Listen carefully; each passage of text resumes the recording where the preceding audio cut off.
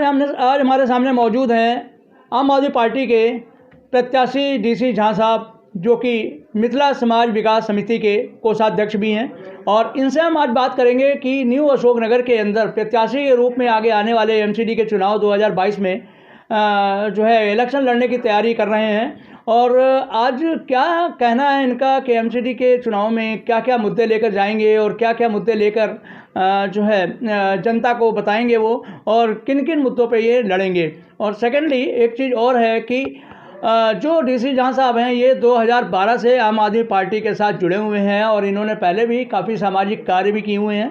और तो आगे की बात हम सुनते हैं डीसी झा साहब से कि आगे के एमसीडी चुनाव के मुद्दे में क्या क्या इनके नए मुद्दे रहेंगे और आगे की क्या क्या कार्रवाई रहेगी। डीसी झा साहब, आप बताएं कि आगे आने वाले एमसीडी के चुनाव में आपके क्या क्या मुद्दे रहेंगे और जनता को आप कैसे सेटिस्फाई करेंगे अपने मुद्दों से। सर, सबसे पहली बात तो ये है जो कि एमसीडी के अंदर अभी 15 साल से बीजेपी की सरकार है। ये तो है ना, 15 साल से बीजेपी की सरकार जी। और बीजेपी की नीति शुरू से ये रहा है, एक बार जिसको काउंसलर बनाता है दोबारा उसको टिकट नहीं देता है। उसका रीज़न क्या है पता है? उसका रीज़न ये है जो कि बीजेपी के अंदर, एमसीडी के अंदर इतना ज़बरदस्त लूट बाजारी है, ऊपर से नीचे तक कमीशन जाता है, काउंसलर के द्वारा लूट बाजारी होता है। एक को दिया जाता है चांस जो कि अच्छे तरीके से लूटो, जब वो मार्केट में बदनाम हो जाते हैं तो दोबारा उनको लगता है अब हम नहीं जीत पाएंगे तो अपनी कैंडिडेट को चेंज कर देते हैं, दूसरा कैंडिडेट लगा देते हैं वहाँ पे, वो भी 5 साल लूटता है। इसी सिलसिले में 15 साल से चलते आ रहा है। आप देखिए ना, एमसीडी को अपंग बना दिया गया है। आप न तो साफ़ सफाई होता है, कहीं कुछ साफ़ सफाई नहीं है, हमें हर तरह की टैक्स में एडिशन किया जा रहा है।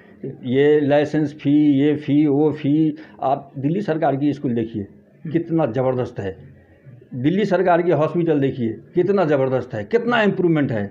वही स्कूल एमसीडी के अंदर भी है, वही हॉस्पिटल एमसीडी के अंदर भी है।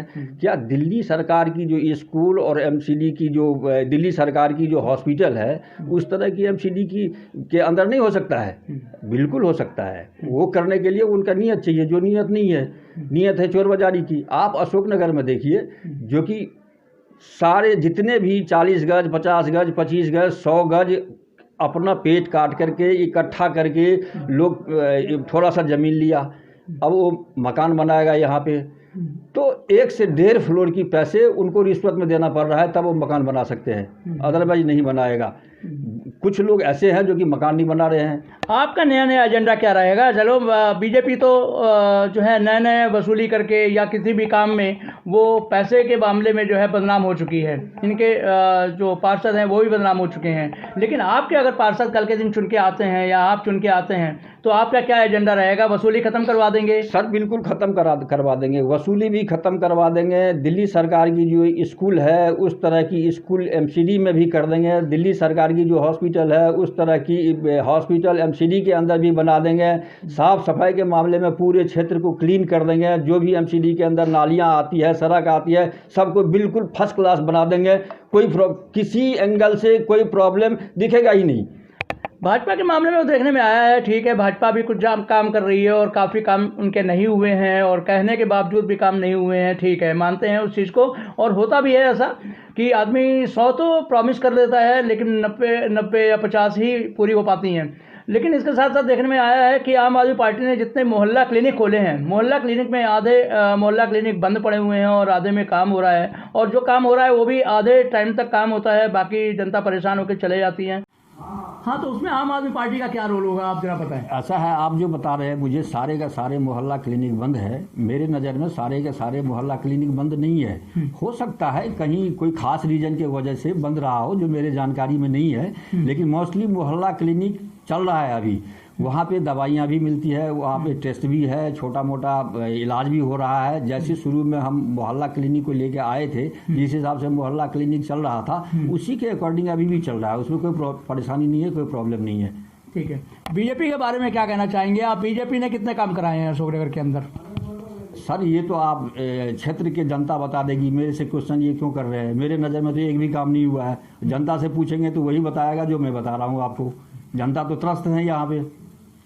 आम आदमी पार्टी के अंडर में जो भी काम आता है, वैसे अभी जो वसूली का मामला आया है निशांत पांडे का लेके, जो अभी पीछे वायरल भी हुई थी न्यूज़, और उसको ही लेके काफ़ी ज़्यादा चर्चा में आए थे वो लोग कि हाँ भाई ठीक है, भ्रष्टाचार काफ़ी हुआ है। न्यूज़ ओनर के अंदर आम आदमी पार्टी ने जिस समय मकानों में वसूली हो रही थी तो जिनके लेंटर के लिए पैसा लिया जा रहा था, उन्होंने काफ़ी आम आदमी पार्टी के लोगों से भी सोर्स लगाया था, लेकिन उन्होंने भी काफ़ी सहयोग नहीं किया और लोगों के साथ खड़े नहीं हुए वसूली के मामले में भी। उसके बारे में आप क्या कहेंगे, क्यों नहीं खड़े हुए आम आदमी पार्टी के लोग? सर, सबसे पहली बात तो आम आदमी पार्टी का यहाँ काउंसलर था ही नहीं।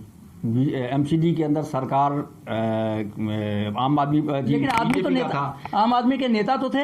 आम आदमी की नेता एक विपक्ष में बैठ के जितना कर सकते हैं उससे ज़्यादा किए हैं। वो हंगामा कर सकते हैं, वहाँ हंगामा किए हैं। वो रूल तो नहीं बना सकते ना, कानून तो नहीं बना सकते ना, आप उस पार्षद को टाइट तो नहीं कर सकते हैं ना। वसूली का कोई कानून तो है नहीं, और गैर कानूनी के लिए तो गैर विपक्ष का आदमी नेता तो बोल सकता है। ऐसा है ना, नेता विपक्ष वाले जो बोल सकता है वो तो आम आदमी पार्टी बोलते रहा है, अभी भी बोल रहा है। जो पक्ष में है उसको चाहिए ना अंकुश लगाए, अपने इस तरह के भ्रष्टाचारी पार्षद के ऊपर अंकुश लगाए। वो तो वो सपोर्ट करते थे, तो फिर बंद कहाँ से होगा?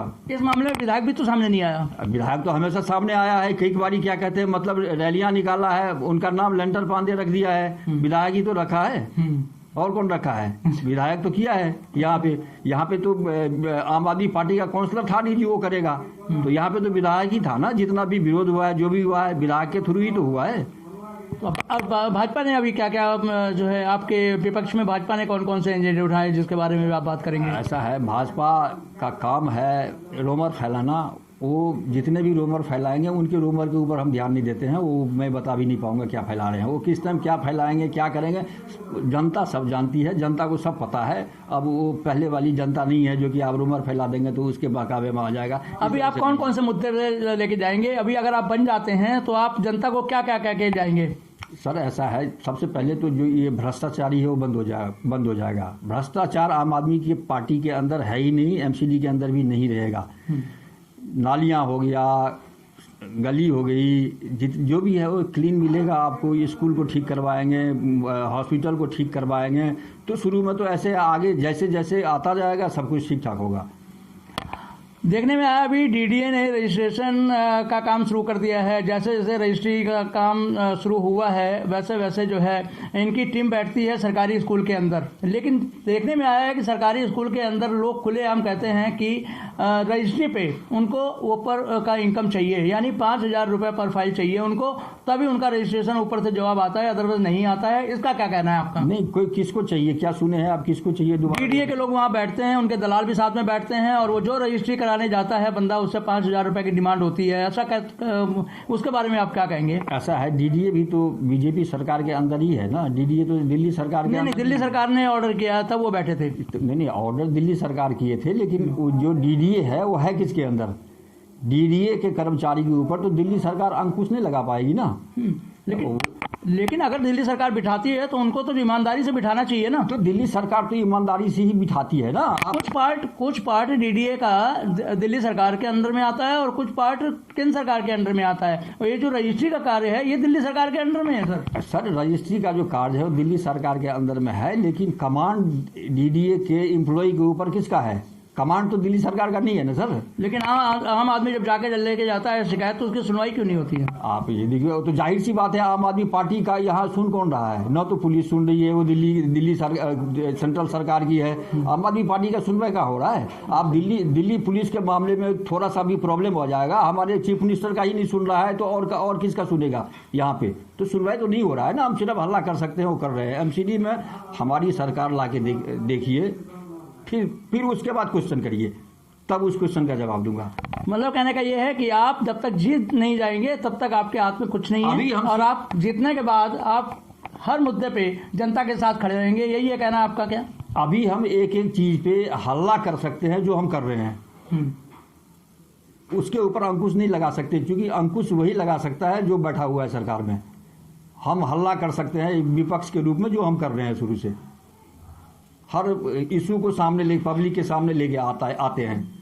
ठीक है, आपने बड़ा बेबाकी से जवाब दिया जो कि देना चाहिए आपको, लेकिन आप क्या समझते हैं अपने आप को? न्यू अशोकनगर के अंदर काफ़ी ज़्यादा कैंडिडेट जो है आगे प्रत्याशी के रूप में खड़े हो रहे हैं, उनके बीच में आप अपने आप को कहाँ खड़ा होना देखते हैं? देखिए, प्रत्याशी के रूप में बहुत सारे लोग खड़े हो रहे हैं, तो ये उनका हक है, हर कार्यकर्ता का हक है जो कि प्रत्याशी के तौर पे सामने आए, वो गलत तो नहीं कर रहे हैं। ये डिसीजन लेना है पार्टी को जो कि मुझे किसको टिकट दे, कौन सीट निकालेगा।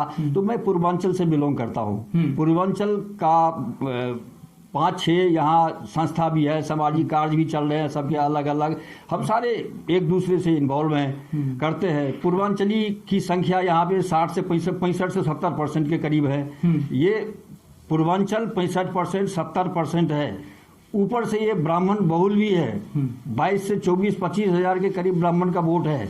अब मैं ब्राह्मण भी हूँ, पूर्वांचली भी हूँ, संख्या 70% हमारी है।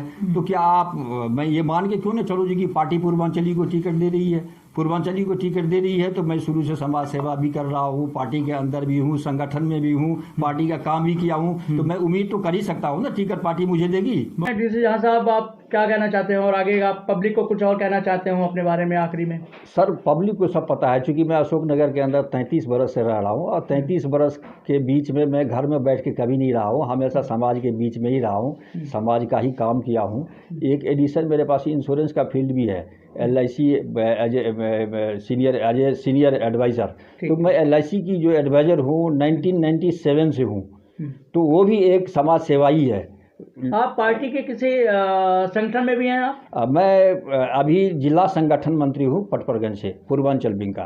पूर्वांचल विंग का? हाँ। अच्छा, तो पूर्वांचल विंग के साथ साथ अभी आपने क्या क्या काम किया है? मैं पूर्वांचल विंग के साथ पार्टी की जितने भी गाइडलाइन आती है, जितने भी प्रोग्राम होता है, सबके अंदर मैं बढ़ चढ़ के हिस्सा लिया हूँ।